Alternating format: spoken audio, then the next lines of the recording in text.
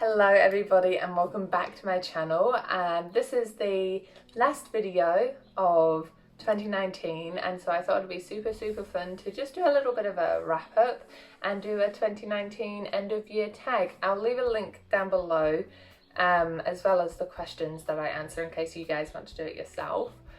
So the setting's a little bit different today because I am flatting in the new house here with my brother and my partner.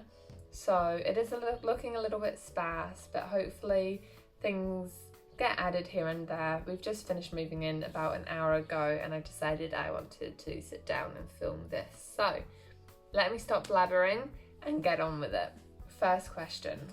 3 words to describe this year. Sorry if you see me glance down, I've got my journal here. Meaningful, reflexive and vibrant. My most memorable moment.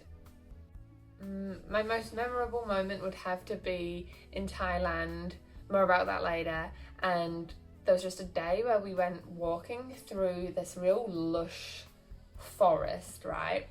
And there were just waterfalls everywhere and we got to go swim under waterfalls, and it was such a bucket list thing that I got to tick off this year, and just the pure happiness just under that waterfall, swimming with the fish. Yeah, definitely the most memorable. What trips did you go on? Now, this was my first year fully working, which I suppose is another important aspect of 2019. So I did have a bit more financial freedom, which resulted in me going on adventures every opportunity I could take. So I started at the beginning of 2019 camping in Rotorua, next to some beautiful lakes. After that, in the first holidays I had, I went to Mount Maunganui for Easter. After that, I went to Thailand for, I think it was 12 days. My highlights for that trip, and actually my Easter Mount Maunganui trip, are still up on my Instagram highlights if you want to go see like a little vlog kind of scenario. After Thailand, I went to Melbourne. That was for my little baby cousin's christening. Then after that, I went to Wellington with my mum for a little bit of a girls' weekend. I'm calling that a trip. It was quite cool. It was a late birthday for me, early birthday for her trip, and I did actually vlog it. I believe that was my first video up on YouTube, so I'll leave that linked below. After that, I went to Dunedin and saw my best friends get married, and from there, I'm going to Topot in, I think, a week to celebrate New Year's with my family. What was the hardest thing you went through? I would have to say I put a lot of pressure on myself this year, not just career-wise, but I've been really exploring different sides of life at the moment, and I guess there was a lot of pressure on myself to do things right.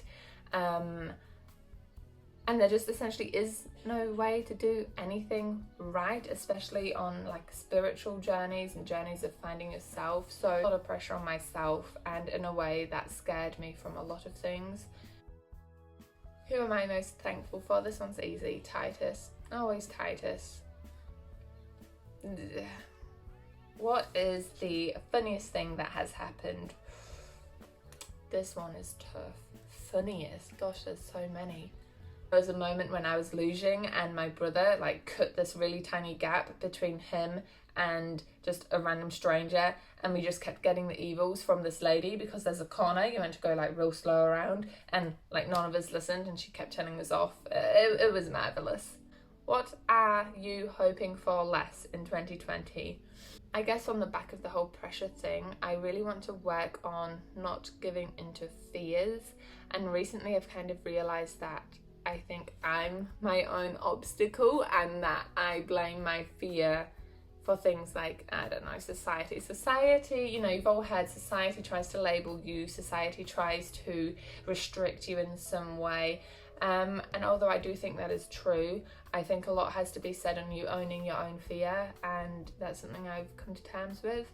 And maybe I'm just afraid because I'm scared to fully accept myself, because I don't know what that path looks like, and that is scary. So scary, but also exhilarating. So I want to not give in to fear for 2020. On the back of that, the next question, what are you hoping more of? I am hoping to keep pushing boundaries and keep having such an open mind so that I can keep exploring new things. For me, 2019, I've kind of labelled it in my head as the year of spiritual growth, and I want that to continue next year. A lot of the pushing of the boundaries, a lot of the exploring new things, and I suppose that links into the previous question of just going for it and not giving into my own fear. Ooh, what goals did you achieve? Now, my next video will be like a starting the new year fresh kind of thing, goal setting and whatnot. So I did make some New Year's aspirations for 2019, and the ones that I met are the following. I wanted to save enough money to travel somewhere. Tick, definitely did that. I wanted to be healthier in body and mind. Body, I am still working on, but I think in mind, I can definitely give that a tick, because I'm a completely different person now than I was 12 months ago. And another goal that I met was having a work-life balance. Next year, where do I want to travel? Honestly, I feel like 2020 is going to be a homebody year. I've just moved into this new flat and I'm excited to make a proper base. And also, I honestly need to save some moolah. I need to save some money. This year was the year of travel. Next year is the year of grounding. What have been my favourite YouTube creators of this year? All right, I've got a list. Matt Diavella, Amy Lee, Nathaniel Drew, Best Dressed, Ben Brown, and Read with Cindy. I'll link everybody I just mentioned down below. And what are the best books that you've read this year? I have read many books this year, as you probably know, but these are my top few. A New Earth by Eckhart Tolle, Inward, that's poetry by Young Pueblo. He's also on Instagram, you should definitely check him out. Emergency Contact by H.K. Choi, The Perks of Being a Wallflower by Stephen Chbosky, The Art of Happiness by Howard C. Cutler, and that's also written with the Dalai Lama. What has been the biggest personal change? I think I would have to say, like, undressing, wow, not getting naked, but like undressing my previous beliefs and readdressing whether I still believe in those things. Those things is quite an arbitrary term, but it encompasses everything from simple ways of, do I need this materialistic item, to do I really believe that there is no God? All of these big things I've been really deep diving into this year, and it's made a profound change in my life. I think 2019 has been the biggest year yet. And I know every year is going to get bigger and better, but seriously, this year has been a wild one for me. What is the best way that I have used my time?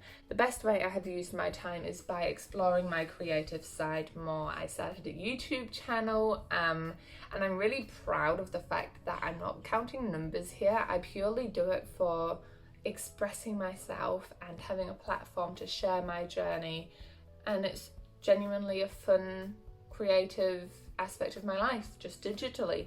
And that's been the best use of my time, because although it's putting things out there about me, it's almost like a journal when I'm talking to you guys, and in that sense I'm discovering more about myself too. I'm laughing because the next question is, what is the biggest time waster? Ironically, YouTube.